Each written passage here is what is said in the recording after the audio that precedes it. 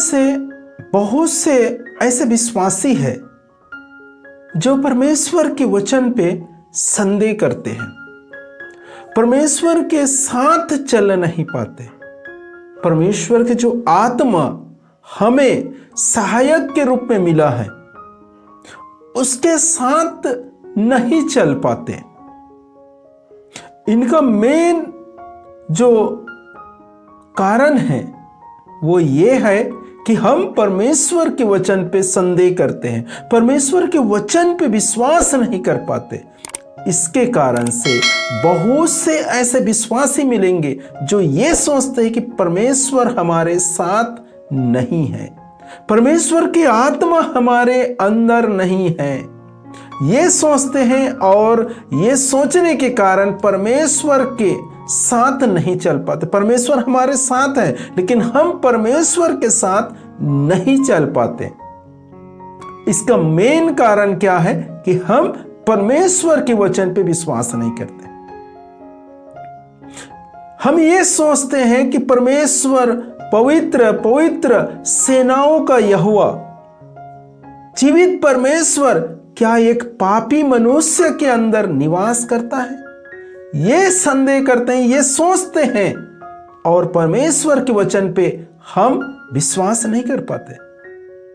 मेरे प्यारे भाई और बहनों, जब हम परमेश्वर के वचन को पढ़ते हैं तो प्रेरित चरित्र में लिखा है अध्याय 2 में पद संख्या 1 से जब पढ़ेंगे आप, तो वहां पर पेंतेकोस्ट के दिन पे सभी शिष्यों के ऊपर पवित्र आत्मा का बरसाव हो गया अग्नि के रूप में, और वो लोग पवित्र आत्माओं के वरदानों से भर गए और अन्य अन्य भाषा बोलने लगे।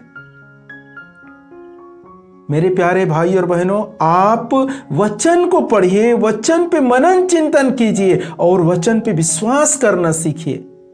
ये जीवित परमेश्वर की वचन है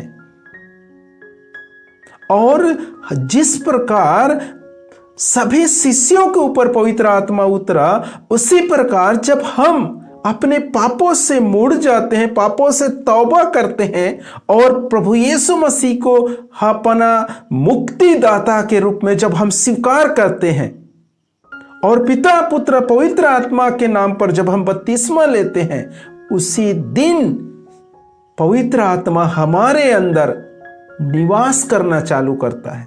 हम पवित्र आत्मा के मंदिर बन जाते हैं।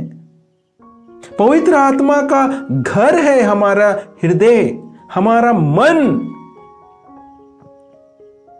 मेरे प्यारे भाई और बहनों, इसी अध्याय के जब आगे अब पढ़ेंगे 14 में, तो संत पेतरुस ने खड़ा होकर सबके सामने वो कहने लगा, प्रभु यह कहता है, मैं अंतिम दिनों सब शरीरधारियों पर अपना आत्मा उतारूंगा। तुम्हारे पुत्र और पुत्रियां भविष्यवाणी करेंगे, तुम्हारे नवयुवक को दिव्य दर्शन होंगे और तुम्हारे बड़े बूढ़े सपना देखेंगे। ये परमेश्वर का वचन है। ये कहां पर लिखा है? योएल के ग्रंथ में अध्याय 3 पे हमें पढ़ने को मिलते हैं। और उस वचन को संत पेतरुस जब पवित्र आत्मा का आगमन हुआ, पवित्र आत्मा को से पूरी रीति से जब भर गए, तब उसने खड़ा होकर यह घोषणा करने लगा।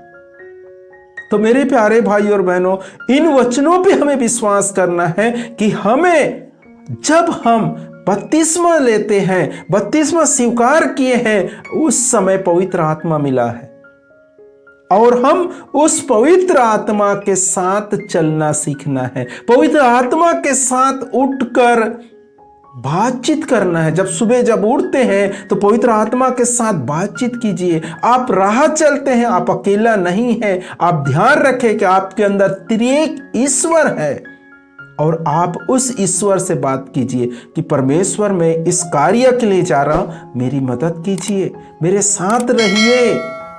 इस प्रकार से जब आप परमेश्वर के साथ बात करेंगे, परमेश्वर के साथ दोस्ती बढ़ाएंगे, परमेश्वर हमारे साथ है लेकिन हम परमेश्वर के साथ जब चलना चालू करेंगे, तब आप परमेश्वर के सामर्थ्य को देख पाएंगे, परमेश्वर के अनुभव कर पाएंगे।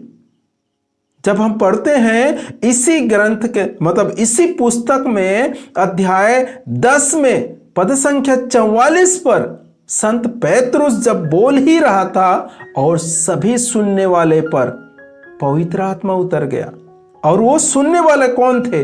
गैर यहूदी, जो लोग बपतिस्मा लिए नहीं थे। वहां पर इस प्रकार लिखा है कि पवित्र आत्मा उतर गए और वो लोग अन्य भाषा से परमेश्वर की स्तुति करने लगे। और जो पेतरुस के साथ आए हुए यहूदी ये देखकर चकित रह गए कि गैर यहूदी को भी परमेश्वर का वरदान मिला है। तो मेरे प्यारे भाई और बहनों, आप संदेह क्यों करते हैं? परमेश्वर के वचन पे संदेह क्यों करते हैं कि हम पर पवित्र आत्मा नहीं है, हमारे अंदर त्रिएक ईश्वर नहीं है?